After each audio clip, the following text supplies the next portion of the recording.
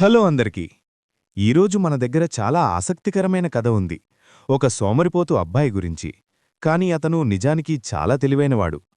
ఈ కథ చివరికి మనం తెలుసుకుంటాం ఒక సోమరిపోతు వ్యక్తి ఎలా కష్టపడి తన సోమరితనాన్ని జయించగలడో. ఒకప్పుడు ఒక చిన్న గ్రామంలో రయాన్ అనే ఒక యువకుడుండేవాడు.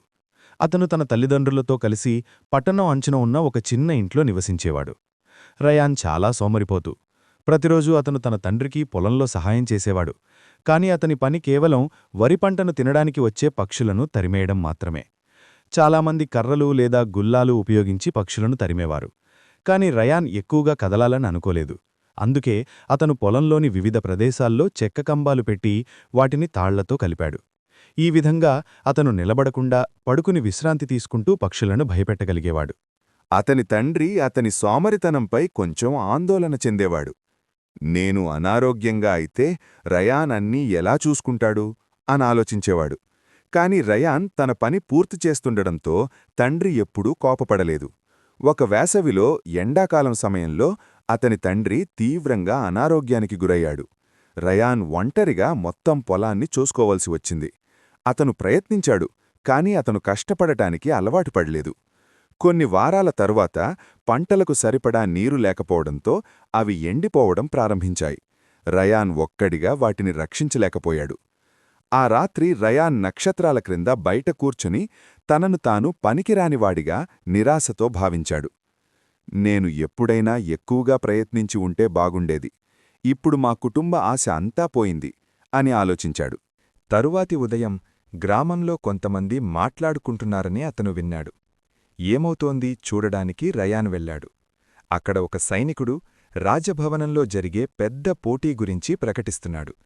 గెలిచినవారికి బంగారు పెట్టె బహుమతిగా ఇస్తామని చెప్పాడు. ఇది మా కుటుంబాన్ని కాపాడగలదు అని రయాన్ అనుకున్నాడు. ఎక్కువగా ఆలోచించకుండా పోటీలో పాల్గొంటానని చెప్పాడు. గ్రామస్థులు నవ్వారు. రయాన్ లాంటి సోమరిపోతూ ఎలా దేశం నలుమూలలముంది వచ్చిన బలమైన వారిని ఓడిస్తాడు అని అనుకున్నారు. కాని రయాన్ పట్టించుకోలేదు. అతనికి రాజభవనానికి చేరుకోవడానికి 3 రోజుల సమయముంది. కాబట్టి అతను వెంటనే బయల్దేరాడు. అతని తల్లిదండ్రులు అతను గెలుస్తాడని అనుకోలేదు. కాని ఇది అతన్ని మారుస్తుందని ఆశించారు. 3 రోజుల తరువాత పోటీ ప్రారంభమైంది. అందరూ పాల్గొనేవారు ఒక పెద్ద సరస్సు దగ్గర చేరారు. వారిలో చాలామంది బలమైనవారు, దృఢమైనవారు. ఇది రయాన్ను భయపెట్టింది. నేను వీరినెలా ఓడిస్తాను అని అతననుకున్నాడు.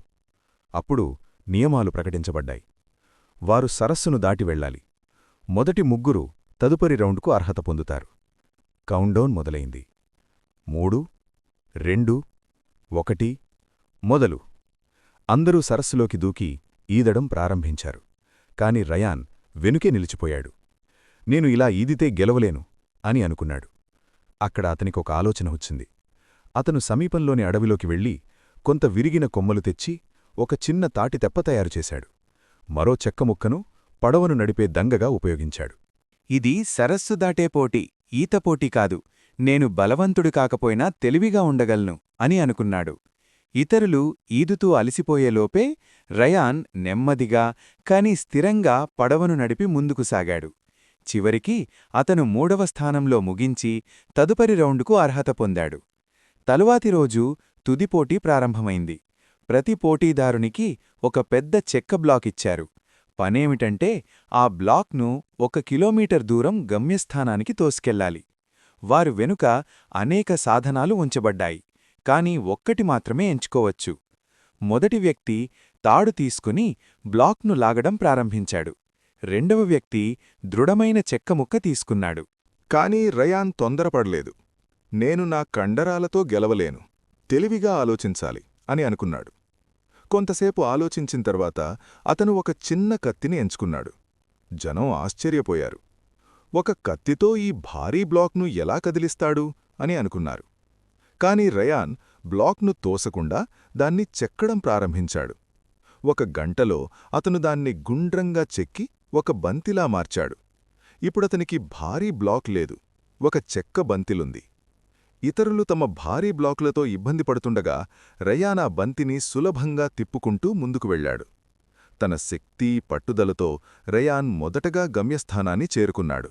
జనం గట్టిగా హర్షధ్వానాలు చేశారు. సోమరిపోతు అబ్బాయి గెలుస్తాడని ఎవ్వరూ ఊహించలేదు.